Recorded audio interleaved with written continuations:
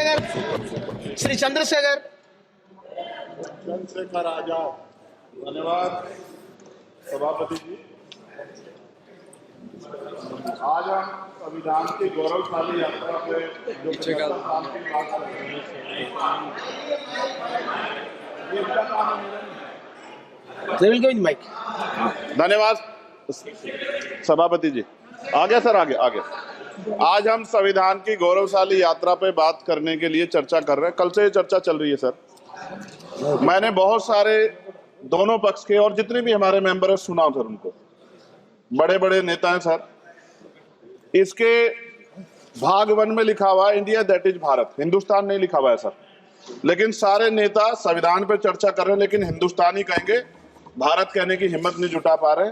ये बड़ा सवाल है सर कि क्या संविधान के हिसाब से बात रखी जा रही है। मैं धन्यवाद दूंगा फूले साहब बाबा साहब अम्बेडकर को और मेरे नेता मान्यवर साहब श्री काशीराम को। 25 नवंबर 1949 को संविधान को सौंपते हुए डॉक्टर बाबा साहब अम्बेडकर ने कहा था कि 26 जनवरी 1950 को हम विरोधाभास भरे जीवन में प्रवेश करने जा रहे हैं।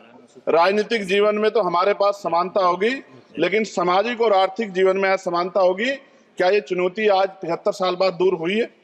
भारत ने 26 जनवरी 1950 को संविधान लागू होने के साथ खुद को एक संप्रभु लोकतांत्रिक और गणतांत्रिक राज्य होने का ऐलान किया।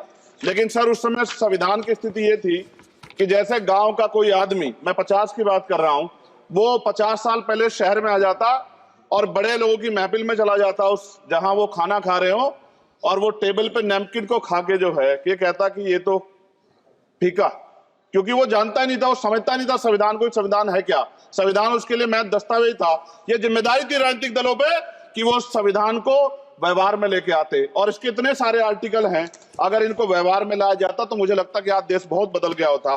बाबा साहब ने कहा था कि लोकतंत्र भारतीय भूमि का केवल ऊपरी पोशाक है, उनके अनुसार यहाँ की संस्कृति अनिवार्य तौर पर लोकतांत्रिक है। भारत जैसे गरीब और गैर बराबरी वाले देश में संविधान के जरिए छुआछूत खत्म करना, वंचितों के लिए सकारात्मक उपाय करना, सभी वयस्कों के लिए मतदान का अधिकार देना और सबके लिए सम्मान अधिकार तय करना, ये बहुत बड़ी उपलब्धि थी सर। ये संविधान है कि आप वहां बैठे हैं और मैं यहाँ खड़ा होकर अपनी बात रख रहा हूं, और इस देश में आदिवासी महिला के तौर पे जो है राष्ट्रपति बनी है, और प्राइम मिनिस्टर तो नहीं बना, लेकिन शेड्यूल कास्ट के बड़े नेताओं को भी जो है राष्ट्रपति बनने का मौका मिला। इस संविधान की देन, अगर वोट हम पे नहीं होता तो शायद अमीर और जो राजा महाराजा खुद को मानते हैं हमारी गलियों तक नहीं आ पाते, हमारे हाल नहीं जान पाते। आजादी का मतलब सर सिर्फ अधिकार पाना भर नहीं है, इसके लिए हमारे संविधान में सरकार और नागरिकों के अधिकारों के शासन के कर्तव्यों का विस्तार से उल्लेख किया गया है। बाबा साहब ने संविधान सभा में दिए गए भाषण में कहा था कि स्वतंत्रता आनंद का विषय है, पर अब हमें अपनी जिम्मेदारियों पर भी ध्यान देना होगा। संविधान ने सुनिश्चित किया कि रानी के पेट से राजा जन्म नहीं लेगा, वोट से नेता तैयार होगा। आर्थिक बराबरी के लिए सरकार क्या कर रही है? गरीब और गरीब हो रहा है और अमीर हो रहा है। सुबह उठते कहीं बम की धमकी मिलती, कहीं दंगे की। ये अमृत काल है सर, यह धमकी काल है। कितना बढ़ रहा है आर्टिकल 15 सर। भारत में आज भी घोड़ी चढ़ने बैठते होती है सर। क्या दलितों को यहाँ भी बोलने का सर? अगर सबको 4 मिनट दे दो, मुझे दे दो। ये भेदभाव नहीं चलेगा दलितों के साथ। Time is 4 minute, don't waste भाई सर, आप क्या करोगे? सबको 4 मिनट दिए तो आप मना करो, मैं बंद कर देता हूँ इसको। क्या दलितों को सबसे आखिरी में नंबर मिलेगा और बोलने का मौका मिलेगा? क्या मजाक कर रहे हैं सर आप? No, ये all independent people are having only 4 minutes. You take sir, independent में अपनी पार्टी का मेंबर हूँ सर, और जीत के आया हूँ सर, किसी के दया में नहीं आया। Take 1 minute and finish. Sir कल भी बोले तो एक दलीय पार्टी के लोग, आप मौका दो सर।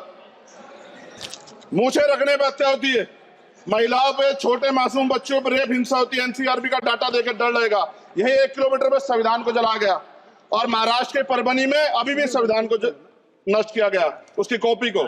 आर्टिकल 25-26 में संविधान में सभी को धार्मिक आजादी। कहाँ है दलितों की, मुसलमानों की, जैनों की, बौद्धों की, ईसाइयों की? छत्तीसगढ़ में सतनामी समाज को संविधान की अपनी धार्मिक आजादी के आधार पर जो है उनको अपमानित करके जेल में बंद कर दिया। संभल, अजमेर, अयोध्या सब इसका उदाहरण है। आज ये सरकार आलोचना डरती है। कितने लोग जेल में बंद है? मिरान हैदर, खालिद सैफी, उमर खालिद खान, सिफा खान, गुलफ्शा फातिमा और आजम खान साहब राजनीतिक विरोध में बंद है। सरकार यहाँ बैठी है, सरकार सामाजिक न्याय की बात करती है। बताए कितने दलित मुख्यमंत्री बना रखे हैं आपने? 13 ज्यादा सरकार स्टेट में सरकार है। कितनी महिला मुख्यमंत्री है? आपकी सरकार ने सुप्रीम कोर्ट के आदेश के बाद रिजर्वेशन प्रमोशन में जारी नहीं किया, और ओबीसी को पॉलिटिकल रिजर्वेशन आप देंगे नहीं देंगे, आप बताने का काम करें। मैं 75 साल की गौरव यात्रा में हम एक सभ्य समाज नहीं बना पाए, इसलिए जाति आधार पर SC ST OBC के बच्चों को प्राइमरी स्कूल से लेकर उच्च संस्थानों में भेदभाव किया जाता है। सरकार निरंकुश हो गई, कोई बुलडोजर से कार्रवाई करता है। कल मंत्री जी ने कहा हमने राष्ट्रीय पिछड़ा वर्ग आयोग बनाया, 69 शिक्षक भर्ती में उसकी सिफारिशों को नहीं माना। EWS के जरिए आपने संविधान पे आरक्षण के प्रावधान पे हमला किया। 1 मिनट में खत्म कर रहा हूं सर। संविधान सर, न्यायपालिका में आर्टिकल 124 ये कहता है सर, ये अधिकार जो है, Sanjay sir ji please conclude sir 1 minute में प्लीज संविधान में न्यायाधीशों की नियुक्ति का अधिकार राष्ट्रपति के द्वारा होना चाहिए, अभी तक नहीं हो रही है। All India judicial service commission कब बनेगा? क्या चंद परिवार ही सर जज बन सकते हैं? और आज हम सर, मैं सरकार से सवाल पूछना चाहता हूं सर, सेवाओं में SC ST OBC वर्ग का कितना प्रतिनिधित्व है?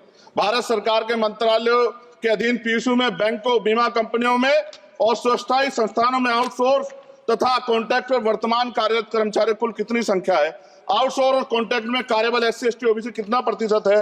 निजी क्षेत्रों में कार्यरत कर्मचारी उनके SC ST OBC की वर्ग लाभ। सर खत्म कर, लास्ट पॉइंट सर, मैं फिर स्पष्ट तौर पर कह रहा हूं सर, यहां बैठे SC और OBC के मेंबर से कह रहा हूं सर, उनको सामाजिक जिम्मेदारी का ध्यान भी रखना चाहिए। पार्टी के प्रति वफादारी के साथ साथ अपने वर्गों के प्रति ईमानदारी भी रखनी चाहिए।